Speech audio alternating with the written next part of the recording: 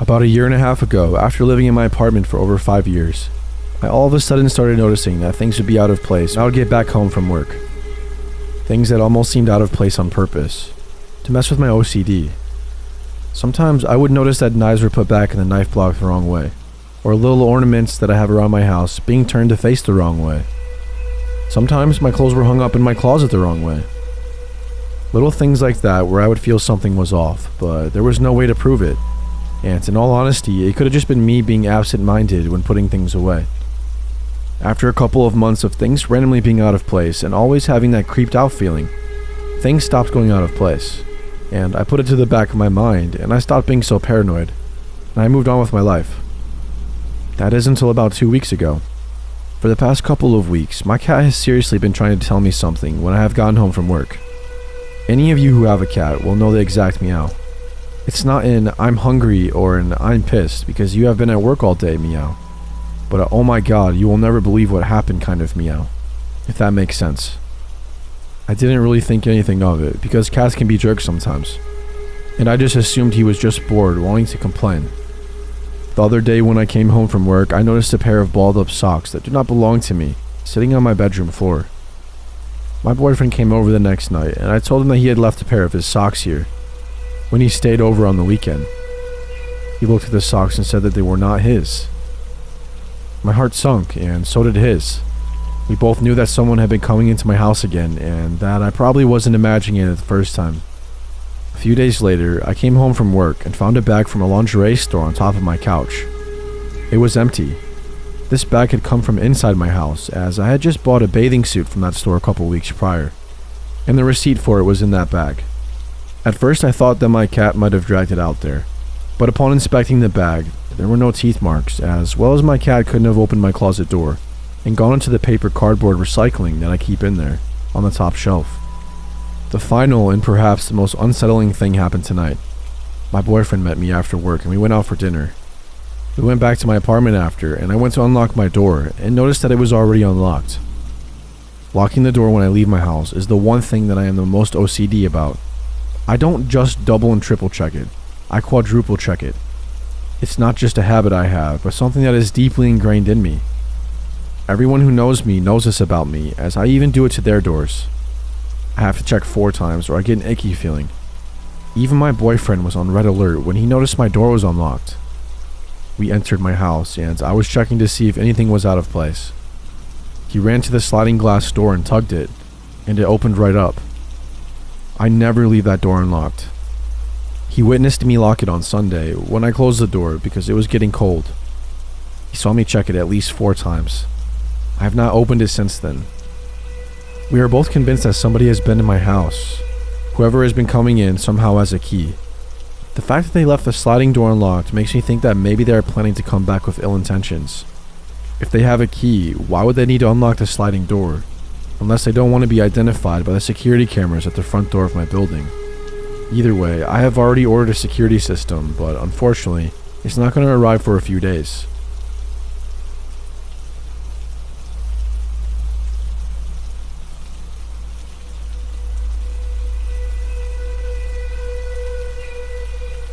This happened about a year ago.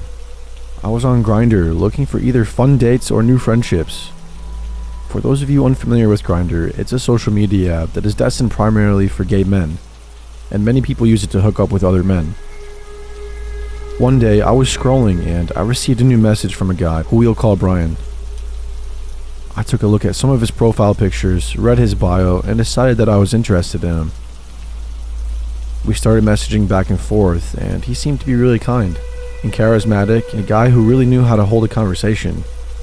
Something that is very hard to come by on this app. A few days went by, and we eventually exchanged numbers. He seemed nice enough, and I wanted to see if he was as great in person as he was over text. So I asked him if he wanted to go on a date with me. He very happily agreed. So we get it scheduled. The plan was that I was going to drive to his place, pick him up, and we'd grab some lattes at my favorite local coffee shop. It was around 6 p.m. and I sent him a text message to tell him that I was leaving my house, to which he responded with a quaint, "I can't wait to meet you." I smiled at his supposed kindness. Then in the middle of driving to his house, I received a phone call from him, So I picked up, and the conversation went something like this. Me. Hey Brian, what's up? Hey, quick change of plans. I'm feeling tired and I would rather not go out. Would you be okay with staying at my place? We can watch some TV or order some takeout. That's not really what I had in mind. I like to go out and do things on the first date. Oh, don't be such a buzzkill. Just come over. I won't show you a bad time. As he spoke on the phone, I got a really strange feeling in my gut. Like something was wrong about how he talked to me. Before I met him, I imagined his voice and inflections to sound a lot more lighthearted, because the way he texted was very whimsical and fun. But over the phone, he talked as if he was in a hurry, perhaps slightly frantic. However, despite my gut feeling, I decided that I would accept his offer. Maybe he was just tired or stressed from the workday. I pulled into his driveway and he greeted me at his door. He looked like his picture, and he was very handsome. He was wearing fashionable glasses, and his dark and straight hair contrasted with his light skin. When we go inside, I was greeted by one of his roommates, who was playing Dark Souls in the living room. I wanted to be polite, so I approached the roommate and introduced myself. I didn't want to come off as rude to Brian, in case this date ended up going really well. While I'm talking with his roommate, Brian calls my name and beckons me to walk inside his room. I politely excuse myself and follow Brian into his room. When I walked inside, I saw something straight out of a horror movie. Only this was real and right in front of me. There were candles lit all around, and when I got a closer look, I noticed that there were several altars scattered across the room. Effigies of ancient-looking figures, animal bones, jars with unidentifiable liquids inside, some sort of dagger next to a cat's skull. I don't remember all the altars, but I do remember a couple. One of them was on the floor, and there was a glass container that held some kind of yellow liquid with animal skulls surrounding the container. Another altar was on a shelf next to his bed, and this one had a few candles surrounding some kind of doll with its eyes sewn shut and its hands missing. Now that one was extra creepy and bizarre to me. A part of me was telling me to nope the hell out of there immediately, but I thought that maybe I was overreacting to someone's religious choices. I didn't know much about cult religion, so I didn't want to assume that this guy had any kind of malice planned. Plus, I can be a little reactive at times, so I decided to stay and go along with the ride. When we walked into his room, I wanted to calm my nerves, and because I have a really curious mind, I decided to ask Brian about what these altars were for. He told me that he'd tell me about them later. A weird response, but again, I brushed it off my shoulders, thinking that it might just be a bit eccentric. I can be a little weird too, I guess, so I try to be empathetic and understanding. Then, I point to one of the altars and ask about it. He frowns at me and scowls. "Don't touch that." His voice startled me. His intense inflections, paired with his angry expression, sent a lump straight to my throat, and I felt threatened. I was almost 4 feet away from the altar, not even close to touching it, and yet he just yelled at me, like a father yelling at his kid, to stop messing around at church. I was confused and thinking I had done something wrong, so I apologized. In the blink of an eye, his scowl turned into a smile, and he kindly invited me to sit with him to watch a show. What really weirded me out was the fact that his smile looked and felt genuine. He had just gotten angry, but all of a sudden he didn't care and served me up a really kind disposition. I was unsure of how to process what had just happened, so I decided to sit down with him. He seemed to be acting pretty normal once this ordeal had happened, and we started to talk about ourselves. After some time, he became really sweet and soft-spoken, similar to how he was over text message, and we were able to share some stories about our lives. It was starting to feel like an actual first date, and my nerves subsided a little bit. I was probably just overthinking everything else. He then turns on this TV show. Mind you, I was still a little freaked out by his random outbursts, so I was on guard still. So I offered to invite his roommate to come and hang out with us. Brian's roommate seemed like any old average Joe when I met him, and I just wanted someone else to be there to act as a buffer. I wanted to see how he would act around other people, but when I gave him my idea, he immediately shut me down, and his personality switched from easygoing to stressed and angry. He started cussing out his roommate to me, making it clear that he absolutely hated him.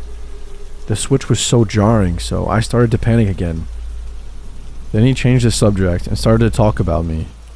He said that he found me really attractive, and in the process, his fingers started to graze my thighs. I needed a second to collect myself though, so I excused myself to get some water. When I stood up, he immediately slapped my ass and told me not to take too long. I walked out, closed the door behind me, and started to make my way for the kitchen. I was hoping to chat with his roommate on the way and see if I could ask him about Brian, but he was asleep on the living room couch, so I just made a beeline to the cabinets in search of a cup. I thought about walking out and driving home because I didn't appreciate his sudden touchiness, but I started getting paranoid. He had all of those altars, and he didn't tell me what they were for. I've seen some horror films about the occult, and I truly had no idea what this guy was capable of. Yeah, he was sweet at times, but he was showing me some really aggressive behavior. Who's to say that this guy isn't able to put some kind of voodoo curse on me? Dramatic, I guess, but you can never really be sure. So I grabbed my water and cautiously head back to his room. When I walked back inside, I saw him sitting on the couch with his legs crisscrossed and his eyes closed. When I approached him, I saw his mouth moving, but I didn't hear anything coming from it. Weirded out by this, I called his name, but he didn't respond. I called him a second time, and he opened his eyes, uncrossed his legs, and went back to watching the TV, without at all addressing what he was doing. What the fuck? I was getting really worried, but I did what I could to keep my cool. I didn't want to do anything to upset him or make him lose his cool. I sat next to him on the couch and we started talking. Once again, he was completely normal, unnervingly normal. It's like I was in the room with a real-life Dr. Jekyll and Mr. Hyde, except Brian was able to switch between them seamlessly. I needed to do something, but what the hell was I supposed to do? I couldn't call him out because he might lash out in some malicious way, but I also didn't want to stay because he was freaking me out. I just stayed and I tried to devise some kind of plan to get out of there without making him angry. At some point, he gets up to grab his phone, and I thought I would try dishing out the same kind of ash grab that he gave me when I went to get water. Maybe it would release the tension that I was feeling. Maybe he'd like it and it would make him less aggressive. Regardless, I wanted to try something. I made my move and gave him a cheeky ass grab. Immediately, he turned around, swatted my hand away, and lunged at me. He had his hand curled up in a fist, and he flung it towards my face. His fist was inches away from making a connection with my right cheek, but he stopped mid-punch. In that moment, I saw that his eyes were wide open, and his facial expression was cold and emotionless. He was right in my face. My heart was beating so fast that I felt like I was seconds away from an aneurysm. He was looking directly at me, and my eyes stared back. At that moment, I felt like the prey to his predator. Then he uncurled his fist, put his icy hands on both sides of my face, and started to squeeze, saying, "You're just so cute." He pulled me in and forced a kiss. I absolutely did not want to kiss him, but I was paralyzed and I couldn't will myself to push him away. His words were patronizing, sort of like he was talking to a dog, and it felt even more like this because he had just scrunched my face against his. I felt disgusting kissing someone who would almost punch me in the face. There was nothing I could do in that moment. Again, I didn't want to risk pissing him off. He slowly pulled away, gave me another sweet smile, and sat down, pretending that nothing had just happened. Just started staring at the TV again. Yup, so I'm over this completely. His behavior was becoming more erratic and more unpredictable. His room was creepy as shit. He clearly had associations with the occult, and frankly, he was scaring me. I eventually decided that I'd rather deal with the voodoo-looking altars later on than stay in his house and have to put up with immediate danger. So I snapped myself out of my anxiety-induced trance, stood up, and told him that I was starting to get sick and that I wanted to go home. He got angry and tried to convince me to stay the night, but I gathered my courage and insisted that it was time for me to leave. He begrudgingly let me, but it was clear that my decision pissed him off. I didn't care anymore. I said my goodbyes and told him that I would text him later, thinking that I was lying through my teeth to myself while doing so. I got in my car and I drove home shaking and sweating. I felt relieved to get out of there, but nervous that he might try to do something. The uncertainty of it all is what truly shakes me up, but thankfully, no actual harm came to me. Who knows what would have happened if I would have stayed, though. I blocked Brian's number as well as his Grindr profile, and even now, I keep my own Grindr pictures private. I haven't heard from him since, but I still fear that he's going to try and come after me somehow.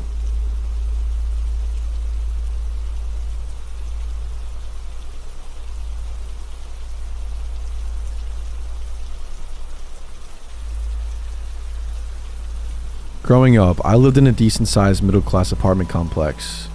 This took place between 1988 and 1990. I was about 4 or 5 when it happened. Since there was only one driveway in and out of the complex, my mother pretty much let me roam around by myself from a very young age. My court or block of apartments was the first one you pass entering the complex, and my apartment was 100 feet from it. I wasn't supposed to leave the court unless my mom knew whose place I was going to. I was a very curious and precocious child and very social. My mom liked to call me the mayor because I knew who a good number of people in the complex were. I overall had a few run-ins with creeps, weirdos, and a definite pedo or two over the years living there, but nothing that ever escalated to any sort of worrisome incident. My parents were both pretty tough growing up and educated me early on the street smarts and self-defense, and that it's okay to talk to strangers in certain situations because not everyone is bad, and how to tell when someone might be a danger to me. We had at one point a particularly ugly, creepy ice cream man. He had a Billy Ray Cyrus type spiky mullet, and he always wore tank tops and had really bad acne. He also had really weird teeth and a piggish nose. At the time, I considered him in his 40s, but looking back on it, he was probably in his late teens, early 20s. He loved talking to the other kids about wrestling. I went to his truck once, along with friends, when he was parked outside the pool. I didn't have enough money for something, so I said, "Oh, never mind." But he gave it to me anyway, for whatever money I did have. But I didn't like the way he too friendly smiled at me. So if I heard the ice cream man, I'd peek out the window to see which ice cream guy was pulling into the complex. And if it wasn't him, I'd get ice cream. I don't know how much time had passed between my first encounter with him and the last, but in between, there were a few occasions where I was coming home or going to a different court for whatever reason. And if I happened to be walking down the main drive, he'd pull up next to me on the sidewalk, and I'd just pretend he wasn't there and cut through a court and hide. He'd holler things like, "Why are you so scared of me? I'm nice. You make me feel bad." One day, my mom said I couldn't leave the court for whatever reason. My friend lived in the corner apartment of the court after mine, so I sat on my court's corner nearest hers. She sat on her corner, and we were talking and tossing toys to each other across the parking lot. I heard the ice cream man. Even though I was at the other end of my block, he saw me when he pulled in. He started driving towards me, and I just ran and hid in my court till he moved further into the complex. I waited what felt like enough time, and I didn't hear music anymore. I walked back to the corner, and my friend had gone inside already. I picked up whatever toy I had left behind, and as I turned to start walking home, I noticed he's sitting in the parking lot of the court across the main drive in his truck with the music off. I drop what I was holding and go to pick it back up. He's already directly across the street from me, stopped. "Hi, what's your name? Can we be friends? I feel really bad that I scared you. I'm actually a really nice guy." He had on a tie-dye tank top, and his hair was really greasy, and his acne was very flared up. I remember just being repulsed by him. My legs locked up because I was so scared, and mentally I was trying to decide if I'd have a better chance at escaping through the woods or chance it down the main drive. "I can't have friends," I said. My mom said no. "Well, let me give you a free ice cream. I feel bad." "My mom says I can't have ice cream today." "Okay, so you can have a candy or soda or a snap bracelet." "Sorry, I can't cross the street." "That's okay, I'll come to you. You can ride in the truck and play the music if you want." I realized this back and forth was going to be a losing battle for me, so I decided the best thing to do was play along. "Okay, if you turn the truck around, I don't have to cross the street, so my mom won't get mad." He'd have to leave and immediately re-enter the complex to do that, but it would buy me 20 to 30 seconds. He got way too excited that I seemed willing and started to drive. I took off running immediately. I got home and my mom was on the phone with my dad, who was out of state for the day. I told her what happened, and she made me tell my dad, and they both told me how proud of me they were, and how I made a really grown-up decision. After that, unless I was out of town, I avoided ice cream men at all costs. I still think about that to this day, and always tell that story to kids I babysit. I just hope I was the only kid he tried to bait, and that no one else had an experience with him, which was worse.